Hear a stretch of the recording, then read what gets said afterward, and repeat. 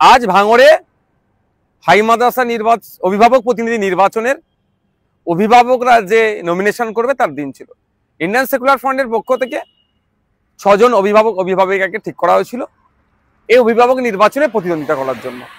আমরা খবর পেয়েছিলাম ইতিপূর্বেই যে এখানে তৃণমূল কংগ্রেস শওকত মোল্লার নেতৃত্বে একটা অরাজকতা করতে পারে, নমিনেশনে ডিস্টার্ব করতে পারে। আমরা লোকাল প্রশাসনকে জানিয়েছিলাম, লোকাল প্রশাসনকে বলেছিলাম আমরা যে প্রয়োজনে তাহলে আমরাও জমায়েত করব।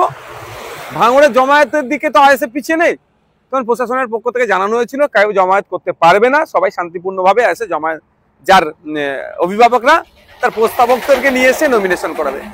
প্রশাসনের কথা মতো আমরা কেউ জমায়েত করিনি, আমাদের পার্টির আলোচনার ভিত্তিতে যে কেউ আর কারো আসার প্রয়োজন নেই, যে 6টা প্রার্থী আর তার প্রস্তাবক নিয়ে 18-20 জন যেটা আছে সেটাই থাকবে।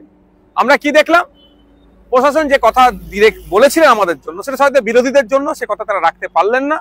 তৃণমূল কংগ্রেস বেশ কিছু জায়গায় জমায়েত করেছিল, বাইরে থেকে লোক নিয়ে এসছে, ক্যানিং পূর্ব থেকে জীবনতলা থেকেও লোক নিয়ে এসেছিল, শওকত মোল্লা সাহেব নিয়ে এসে এখানে উত্তপ্ত করার চেষ্টা করছিল সকাল থেকে। আমাদের যখন যারা অভিভাবকরা তাদের আপনার প্রার্থী প্রস্তাবকদেরকে নিয়ে থানার ওখানে পৌঁছায়, একটা পয়েন্ট করা ছিল, ওখান থেকে আমরা একসাথে গিয়ে আমাদের মাদ্রাসায় গিয়ে নমিনেশন দেবে।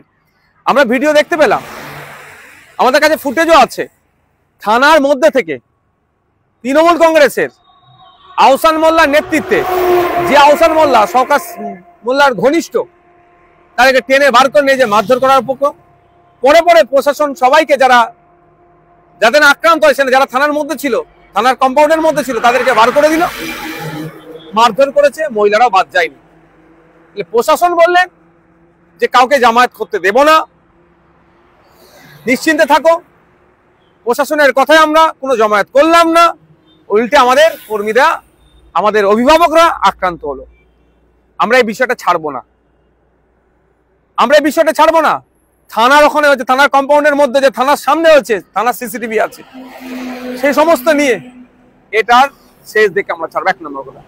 2 নম্বর কথা হচ্ছে, শওকত সাহেব গণতন্ত্রের কথা বলে, শওকত সাহেব বাংলার কথা বলে, অনেক গল্প শোনায়, বিনা একটা সামান্য মাদ্রাসা নির্বাচন। ভাঙড়ে নাকি আইএসএফ শেষ হয়ে গেছে, ভাঙড়ে নাকি আইএসএফ নাই, তাহলে একটা শওকত সাহেবরা তো পারতো, সুযোগ ছিল অভিভাবক নির্বাচনে অংশগ্রহণ করা, যে আইএসএফ কটা অভিভাবকদের ভোট পাই বা তৃণমূল কটা ভোট পাই, এটাও তারা চেক করতে পারতো। যদি আইএসএফ শেষই হয়ে যেত তাহলে আমাদেরকে ডিস্টার্ব করতো না।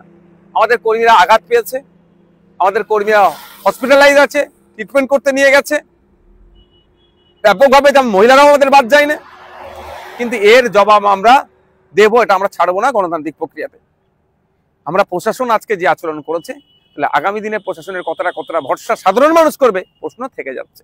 এবার আসা গেল শওকত মোল্লা সাহেব এখন একটা বোম মেরেছে, আইএসএফ এর নামে দোষ দিয়ে দিচ্ছে। আমরা ভুলে যাচ্ছি না, 1 মাস অতিবাহিত হয়নি, রাজ্জাক খাকে যখন খুন করেছিল, সে স্পটে দাঁড়িয়ে শওকত সাহেবকে বলেছিল আইএসএফ এর কাজ, নওশাদ সিদ্দিকীদের কাজ। আর গ্রেফতার কে হলো? শওকত ঘনিষ্ঠ মুফাজ্জল থেকে শুরু করে তৃণমূলের একাধিক নেতারা গ্রেফতার হলো।